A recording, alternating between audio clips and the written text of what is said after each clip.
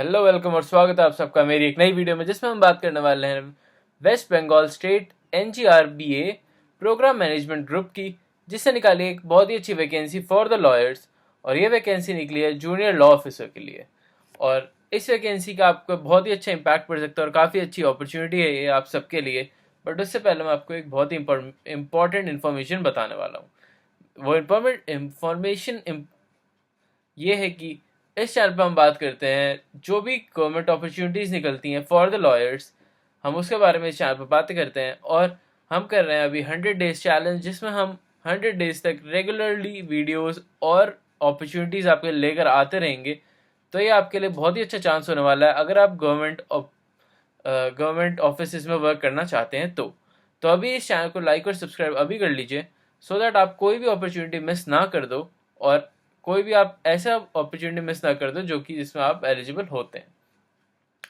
तो चलिए बात करते हैं इस अपॉर्चुनिटी के बारे में। और उससे पहले अगर आपने अभी तक इस वीडियो को लाइक नहीं करा तो लाइक कर दो, क्योंकि इस वीडियो को ढूंढने में काफ़ी मेहनत लगती है। तो चलिए चलते हैं और देखते हैं। तो ये अपॉर्चुनिटी निकाली गई है जूनियर ऑफिसर के लिए, और ये कॉन्ट्रैक्चुअल बेस्ड जॉब है जिसमें आपको 1 ईयर का पीरियड बताया गया है। बट अगर आपके फ्यूचर में आपका जो भी पीरियड है वो बढ़ाया जा सकता है और भी एक्सटेंड किया जा सकता है, आपकी परफॉर्मेंस पे ये डिपेंड करेगा। जो कि हर एक कॉन्ट्रैक्चुअल बेस्ड जॉब का मेन मोटिव होता है कि अगर आपको हायर करा जाता है फॉर 1 ईयर और आपको वो फिर एक्सटेंड कर देते हैं अगर आपका वर्क प्रोफाइल उन्हें सही लगता है तो। और अगर हम बात करें इसके पे स्केल की, तो इसके पे स्केल की है रेंज 70,000 तक ये पे स्केल जाता है। और 70,000 एक काफ़ी अच्छा पे स्केल हो जाता है फॉर अ न्यू लॉयर। और अगर बात करी जाए वैकेंसी की, तो इसमें सिर्फ एक वैकेंसी निकली है, तो इसलिए कंपटीशन काफ़ी ज़्यादा है। तो मैं आपको इसकी क्वालिफिकेशन के बारे में जल्दी से बता देता हूँ, सो दैट आपको पता चल जाएगी अपॉर्चुनिटी आपके लिए कितनी सूटेबल रहेगी या नहीं।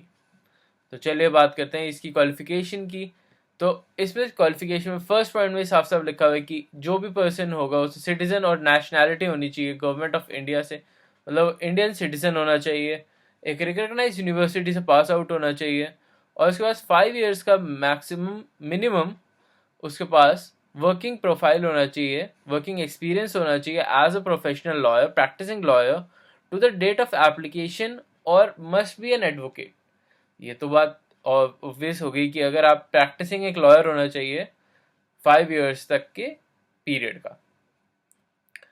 और इसमें और भी ये कहा गया है, और जब आप ये फॉर्म फिल करेंगे तो आपको सर्टिफिकेट ऑफ कंटिन्यू प्रैक्टिसिंग भी दिखाना पड़ेगा, जो कि आपके बार एसोसिएशन या फिर डिस्ट्रिक्ट जज या फिर practising officer of the court issue करते हैं, तो वो भी आपको इसके फॉर्म में लगाना पड़ेगा। तो इस बात का बहुत ध्यान रखिएगा, अगर आप वो फॉर्म नहीं वो ये अपना सर्टिफिकेट नहीं लगाते हैं तो आपका जो भी फॉर्म है उसे इमिडिएटली रिजेक्ट कर दिया जाएगा। अब बात करते हैं इसके डिस्क्राइबल की। तो इसके डिस्क्राइबल में यही कहा गया है कि इसमें स्पेशल नॉलेज होनी चाहिए for the environmental law, environmental guidelines, CPCB guidelines, और objective of national mission of cleaning Ganga. ये इनका ये ऑब्जेक्टिव होने वाला है of national mission of cleaning Ganga, क्योंकि ये जो ये जो गवर्नमेंट सेक्टर है ये इसी प्रोजेक्ट पे काम कर रहा है अभी।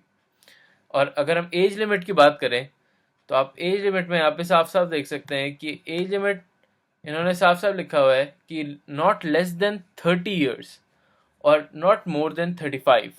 तो एक बहुत ही स्मॉल अमाउंट के लोग ही इसे भर सकते हैं जो 30 ईयर और 35 ईयर्स की एज ग्रुप के बीच में आते हैं। लिमिटेड रिलैक्सेशन ऑफ 5 ईयर्स, सिर्फ 5 ईयर्स की रिलैक्सेशन उन्हें मिलेगी जो SC या ST कैटेगरी से बिलोंग करते हैं। और बट इसमें आपको इस बात का ध्यान भी रखना है, SC और ST कैटेगरी उनकी ही लगाई जाएगी जो कि वेस्ट बंगाल से बिलोंग करते हो, जिनके पास उनकी सिटीजनशिप हो। तो इन बात का ध्यान आपको ज़रूर रखना है। और by 3 years of BC category, ये भी सेम बात ही है, अगर BC कैटेगरी है तो भी। और अगर आप इसमें फिजिकल डिसेबिलिटी का भी फैक्टर दे रखा है कि अगर 40% फिजिकल डिसेबिलिटी है तो भी आप इसके लिए अप्लाई कर सकते हैं। मतलब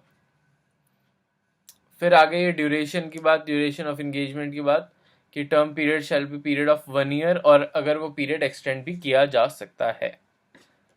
और termination of engagement, termination of engagement में यही कहा गया है कि अगर जो भी आपकी वर्क प्रोफाइल है, अगर आप उसमें कोई भी ऐसे कोई गलतियां नॉन कंडक्ट करते हैं तो आपका उसी टाइम एप्लीकेशन फॉर्म रिजेक्ट कर दिया जाएगा। और अगर आपका एप्लीकेशन फॉर्म में भी कोई गलती होती है या इनके क्राइटेरिया से मैच नहीं होता तो वो उसे वहीं कैंसिल कर देंगे। और अगर आपका एप्लीकेशन फॉर्म सिलेक्ट हो जाता है तो आपको एक इंटरव्यू के लिए बुलाया जाएगा, जो कि जिसका आपको मेल या लेटर या फिर कोई टेक्स्ट मैसेज आ सकता है।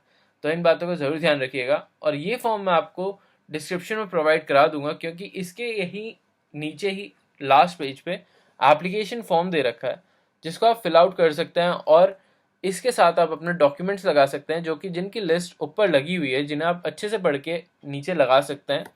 और अगर आपको कोई भी डाउट होता है तो आप मुझे कमेंट्स में पूछ सकते हैं, मैं उन सब कमेंट्स से रिप्लाई फास्ट देने की ट्राई करूँगा। तो अभी के लिए इतना ही। आई होप आपको ये अपॉर्चुनिटी अच्छी लगी हो, और ऐसी अपॉर्चुनिटी मैं डेली लाता रहता हूँ।